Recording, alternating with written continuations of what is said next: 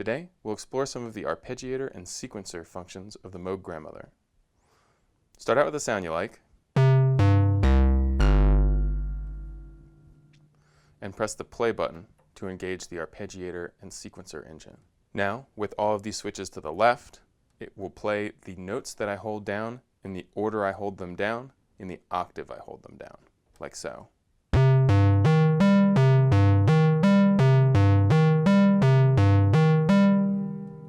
If we'd like it to continue to play after I lift my fingers from the keys, we can press this hold button.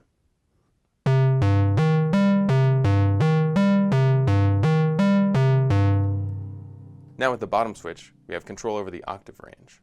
Set at 1, it will play only the notes that you're holding down. At 2, it will play the notes you're holding down and an octave above.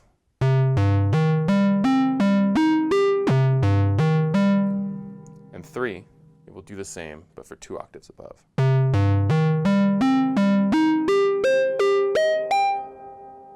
We'll leave it at 1 for now. The middle switch gives you control over direction. To the left, it'll play in the order that you press the keys, as we heard. In the center, it will play in that same order and then reverse it. Let's hear what that sounds like.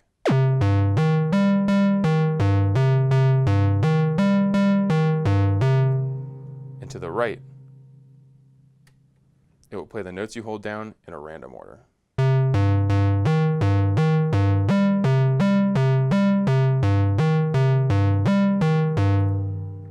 We'll leave that to the left as well. The knob at the top will control the speed of your arpeggiator.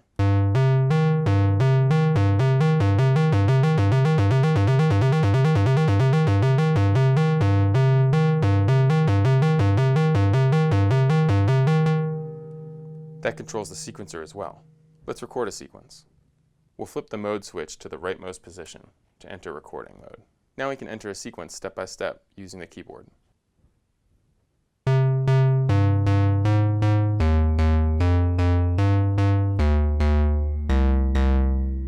To hear our sequence back, we'll switch the mode switch to center in the sequence position, and we'll hold down whichever note we would like to be the root.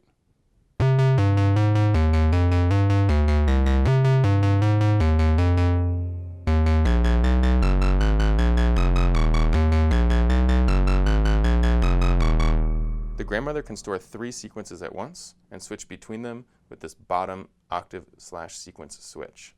Now that we have a sequence recorded into slot 1, we'll flip it to the center position to record another sequence into slot 2. We'll switch the top switch to the right to put it back into record mode, and this time we'll do a couple of things differently. We're still going to use the key bed to input note data for each step, but this time we'll add a tie by pressing a key and then pressing down another key before we release that one.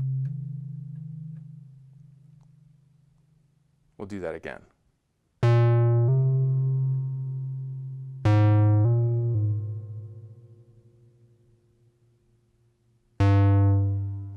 And we'll add a rest at the end by pressing the center button on the LHC. Let's hear what that sounds like. Switch back to sequence mode using the top switch and hold down any note.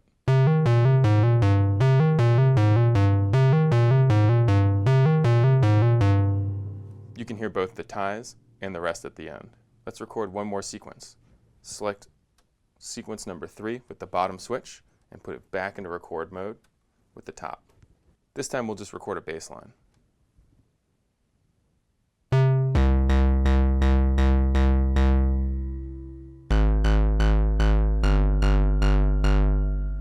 Switch back to sequence mode with the top switch, and we'll press hold to keep the sequencer running like we did with the arpeggiator. Let's hear it back. Now while it's playing, we can overdub new notes by switching the mode switch into record without stopping the sequencer.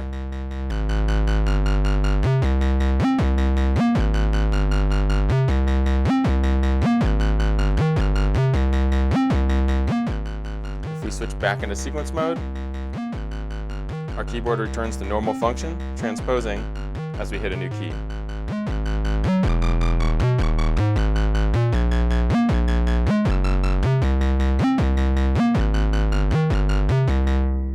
Finally, we can switch between our sequences on the fly using the sequence switch while our arpeggiator is running.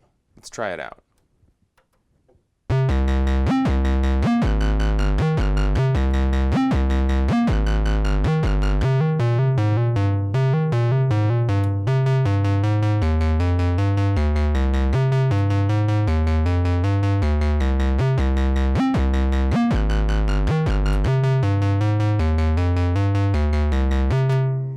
heard, the grandmother will wait until it reaches a looping point in your sequence to switch to the next sequence. This makes it really easy to get your transitions right in a live setting.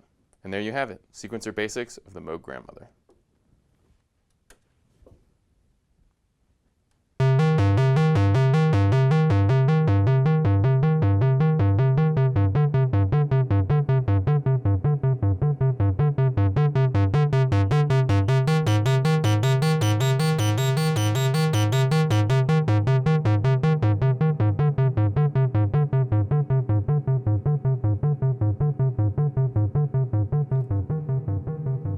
If you have any questions, or would like us to go over anything else in the future, please leave it in the comments below.